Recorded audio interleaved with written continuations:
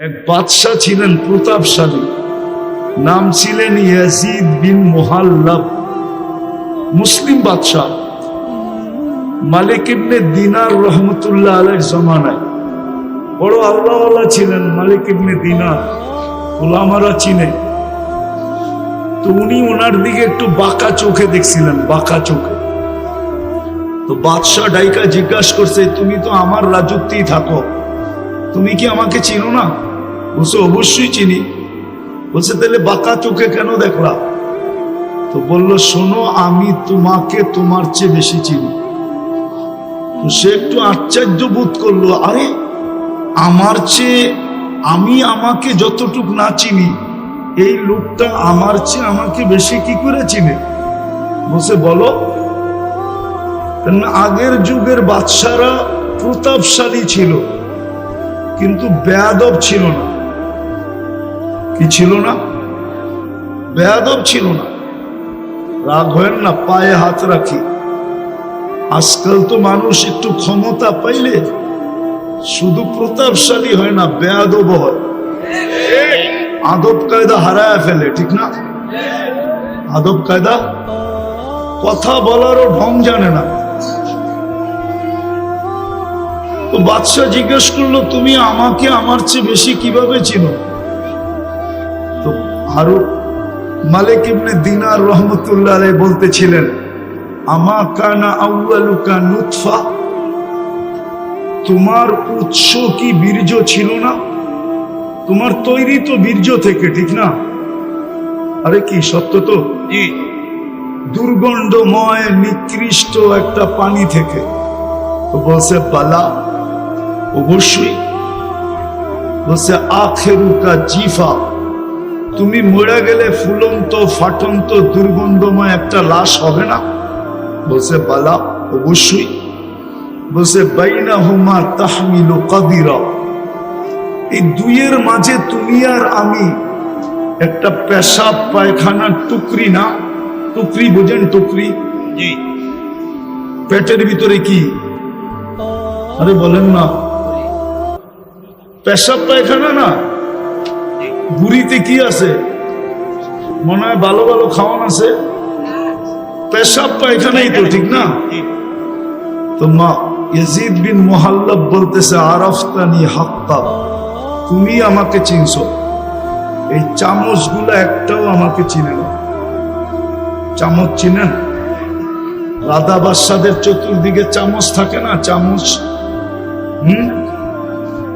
আরে চামচই কম, চামচা কইলে আবার খারাপ শোনা যায়। সুন্দর ভাষা ব্যবহার করেন। তো বলে ওরা আমাকে চিনে নাই। আমি বুঝাইতেছিলাম, যেই মানুষটা এত সৃষ্টির ভিতরে এত ঊর্ধ্বে, সে নিশ্চয় কেন জমিনে পা রাখে? যুক্তি তো বলে, তর্ক তো বলে, বিবেক তো বলে, বুদ্ধি তো বলে, এমনকি বিদ্যা পর্যন্ত বলে যে সবচেয়ে পূর্ণতা নিয়ে ওই মানুষটাকে দুনিয়াতে আসা উচিত ছিল। কিন্তু মানুষটা কেন নিশ্চয় আসলো? কেমন নিশ্চয়? ফালা লাকা সিন্নুন তাক্তা, মার পাটের থেকে যখন আসে তো দাঁত থাকে না, কোত্থেকে কাটবে? ওয়ালা লাকা লিসানুন তানতিক, জিহ্বা থাকে কিন্তু বাক শক্তি থাকে না। ওয়ালা লাকা উযুনুন তাসমা, কান থাকে কিন্তু শ্রবণ শক্তির কার্যকারিতা থাকে না। ওয়ালা লাকা আইনুন তানদুর, চক্ষু থাকে কিন্তু দৃষ্টি শক্তির কার্যকারিতা থাকে না। ওয়ালা লাকা আকলুন তুমাইয়িজ, মগজ থাকে কিন্তু ভালো মন্দ বুঝার ক্ষমতা থাকে না। ওয়ালা লাকা কলবুন তাতাফাক্কার, দিল থাকে কিন্তু চিন্তা কি জিনিস সে জানে না। ওয়ালা লাকা ইয়াদুন তাফতিশ, হাত থাকে কিন্তু কর্ম তো দূরের কথা, ধরারই ক্ষমতা থাকে না। ওয়ালা লাকা রিজলুন তামশি, পাও থাকে কিন্তু চলার ক্ষমতা থাকে না। কুনতা সগীরা, বড় ছোট থাকে, বড় ছোট। আফসোস তো এখানেই হয়, যুবক যৌবন পেয়ে আল্লাহকে ভুলা যায়।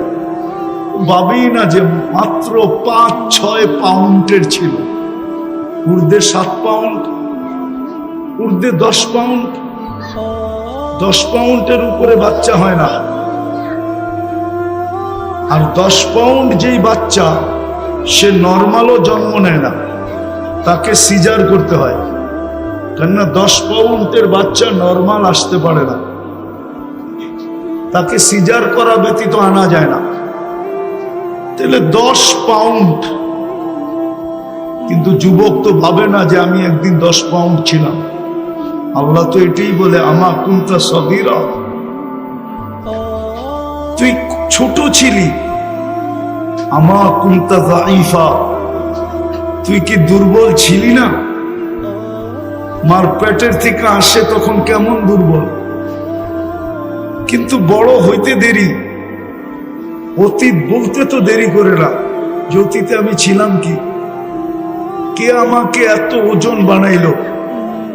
70 কেজির ওজন আমাকে কে বানাইলো 10 পাউন্ড থেকে? এটা তো ভাবে না।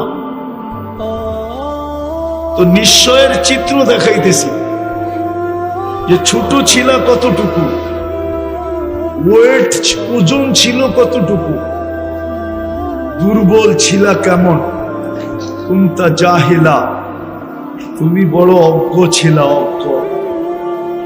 এই নিশ্চয় মানুষ কেন আসে?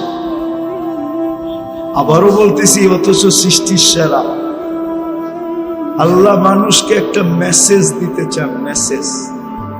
এই জন্য নিশ্চয় নিয়ে আসছে। কেনটা এই মেসেজটা কোনো সৃষ্টির দরকার নাই, কোনো সৃষ্টির এই মেসেজের প্রয়োজন নাই। প্রয়োজন নাই কেন এটাও বুঝাইতেছি। কোন সৃষ্টির ভোগ অধিকার নাই।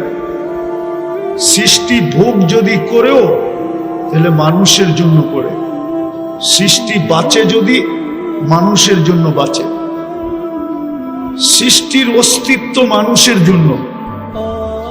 মানুষ না হইলে এই সৃষ্টির দরকার ছিল না।